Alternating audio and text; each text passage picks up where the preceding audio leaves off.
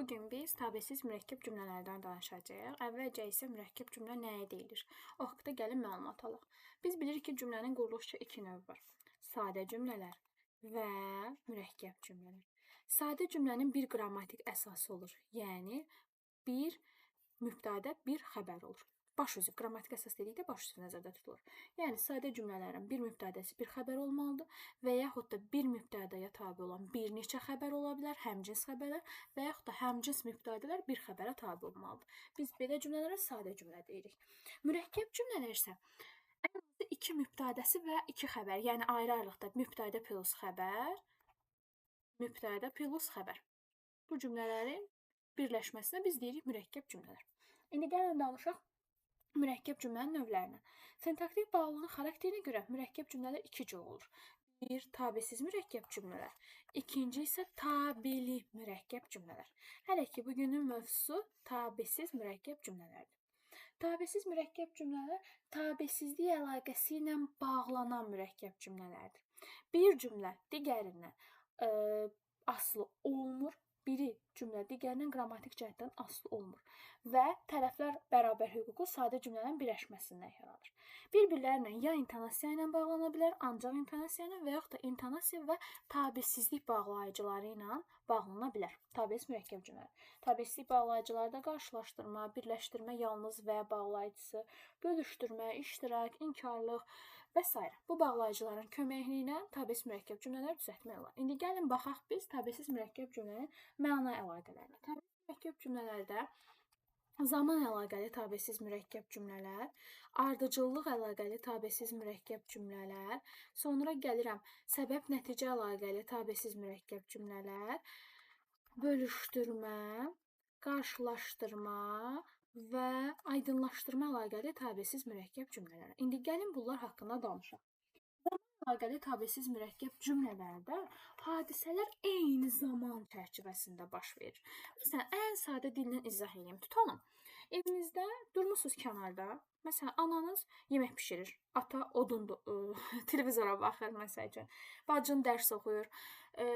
Bu eyni zaman çərçivəsində baş verir də. Baxırsan, kənardan durursan, ev əhlinə baxırsan, hərəsi ayrı-ayrılıqda işlər görür. Bu olur zaman əlaqəli tabesiz mürəkkəb cümlələr. Zaman əlaqəli tabesiz mürəkkəb cümlələrdə hadisələr eyni zamanda baş verdiyinə görə cümlənin xəbəri də eyni zamanda olmalıdır. Feillər eyni zamanda olmalıdır. Həmçinin də ismi xəbər də ola bilər, feili xəbər də ola bilər cümlənin xəbəri. Bir də əsas şərt, cümlələrin yerini asanlıqla dəyişmək olur. Çünki eyni zamanda baş verir axı. Cümlənin yerini dəyişsən heç bir məna pozuntusu baş verməyəcək. Məsələn, bayaq dediyim cümlə, atam televizora baxır, bacım rəsm çəkir, anam yemək bişirir. Görürsünüz, eyni zaman çərçivəsində baş verdiyinə görə cümlənin mənasına heç bir xələl gəlmədi. Həmçinin zaman əlaqəli tabesiz mürəkkəb cümlələrdə iki cümlə arasında daha doğrusu eyni zamanda sözündə istifadə edə bilərsən. Məsələn, mən rəsm çəkirəm, eyni zamanda bacım dərs oxuyur. Sonra, zaman əlaqəli tabesiz mürəkkəb cümlələrin tərkibində həm-həmdə və nə də inkarlıq bağlayıcıları da iştirak edə bilər. Bu belə. Bu bizim zaman əlaqəli tabesiz mürəkkəb cümlələrimiz. Sonra keçirəm ardıcıllıq əlaqəli tabesiz mürəkkəb cümlələri. Ardıcıllıq əlaqəli tabesiz mürəkkəb cümlələrdə isə ardıcıl baş verən hadisələr sadalanır. Yəni, birinci iş bitməlidir ki, sonra ikinci iş olmalıdır. Tutalım, deyirəm ki, müəllim qapını açdı, sinifə daxil oldu və dərs başladı. Birinci dərs başlayıb sonra müəllim içəri daxil olmur ki, gərək birinci müəllim qapını açar, sonra içəri daxil olar, sonra da sinifdə dərs başlayar. Və yaxud da zəngin səsi kəsildi, dərs başlandı. Gərək birinci zəng vurular, zəngin səsi kəsilər ki, uşaqlar sinifə daxil olub dərs başlayır. Daha doğrusu, ardıcıllıq əlaqəli tabesiz mürəkkəb cümlələrdə birinci cümlədə əvvəl, ikinci cümlədə isə birazdan sonra tipli zaman zərflərindən istifadə edə bilərsiniz. Məsələn, əvvəl qapı açıldı, sonra müəllim içəri daxil oldu və dərs başlandı. Ardıcıllıq əlaqəli tabesiz mürəkkəb cümlələrdə, zaman əlaqəli tabesiz mürəkkəb cümlələrdə həm bağlayıcı ola bilər, həm bağlayıcısız ola bilər. Yəni, müəyyən bağlayıcılardan istifadə oluna bilər. Ardıcıllıq əlaqəli tabesiz mürəkkəb cümlələrdə isə ismi xəbər ola bilmir. Xəbər, ismi xəbər olmuş. Bunu yadınızda saxlayın. Sonra Səbəb-nəticə əlaqəyə tabe mürəkkəb cümlələr. Səbəb-nəticə əlaqəyə tabe mürəkkəb cümlələrdə birinci tərkib hissəsindəki iş səbəbi, ikinci tərkib hissəsindəki iş isə onun nəticəsini bildirir. Məsəl üçün deyirəm ki, tutalım, Tunar atdan yıxıldı, ayağı zədələndi. Tunarın ayağının zədələnməyinə səbəb nədir? Atdan yıxılmaq olub. Və yaxud da dolu yağdı, torpağa, əkinə ziyan vurdu. Səbəb, nəticə. Dolu, əkinə niyə ziyan dəyib? Səbəb nədir? Dolunun yağmağıdır. Səbəb-nəticə əlaqəyə tabe mürəkkəb cümlələrdə ikinci cümləyə ona görə də bağlayıcısını artıra bilərəm asanlıqla.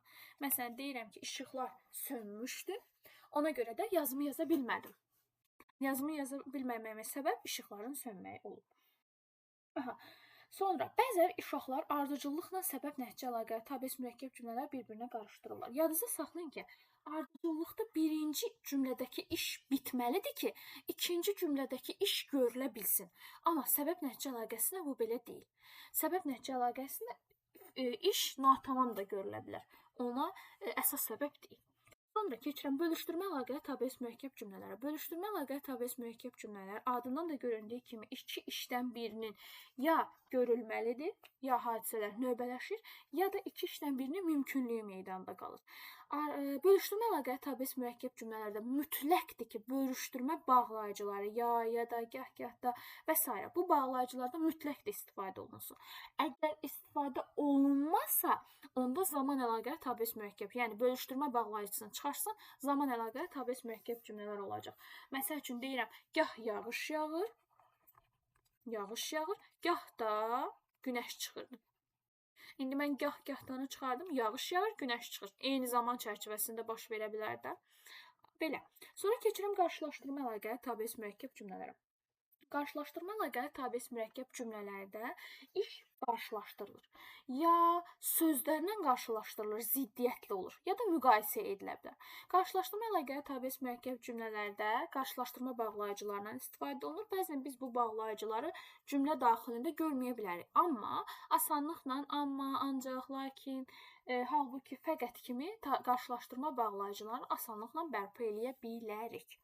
Sonra keçirəm aydınlaşdırma əlaqəyə tabe mürəkkəb cümlələrə. Aydınlaşdırma əlaqəyə tabe mürəkkəb cümlələrdə belə deyim, iş biri ümumilik bildirir, birinci cümlə. Digəri isə onu aydınlaşdırır və konkretləşdirir. Aydınlaşdırma əlaqəyə tabe mürəkkəb cümlələrdə qoşa nöqtəyə daha çox rast gələ bilərsiniz. Amma təbii ki, hər gördüyünüz qoşa nöqtə aydınlaşdırma əlaqəsi deyil.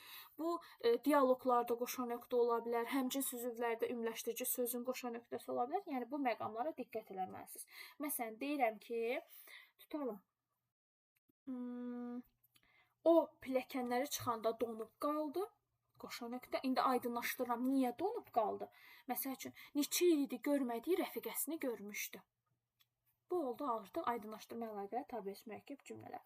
Sonra bəzən bir də aydınlaşdırma əlaqələrdə nöqtə və virgül, nöqtəli virgül qoyula bilər. Bu nə zaman baş verir?